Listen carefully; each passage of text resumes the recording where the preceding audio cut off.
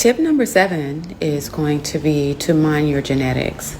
Yes, genetics matter, y'all. And there's a lot of conversation about genetics and terminal length and, all that good stuff in the cosmetic science world, or, the cosmetology industry.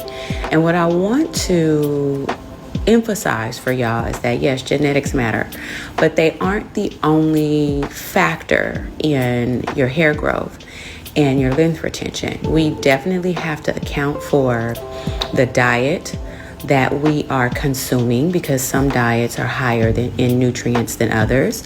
And then we also have to account for our hair care practices, because the practices that we are employing on our hair make a huge difference into how much of it we retain, as well as how much of it we can grow, coupled with the diet and the genetics. And so there's a study within genetics called epigenetics that basically observes external and environmental factors, how those things impact the genetics and influence the genetics, specifically as it relates to food.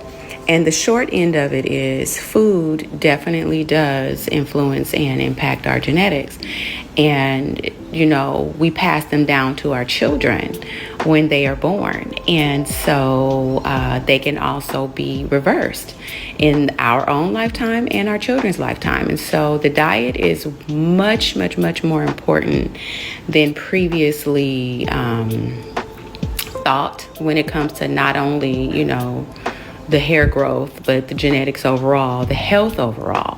So when observing the practices of our, people, if we're doing everything that they were doing, eating the same foods, having the same health practices, having the same care practices, more than likely you're going to get the same results. But if you change up some things, then you give yourself an opportunity to experience something different. So I just want you guys to understand that your genetics can be influenced by external factors, not can be, are.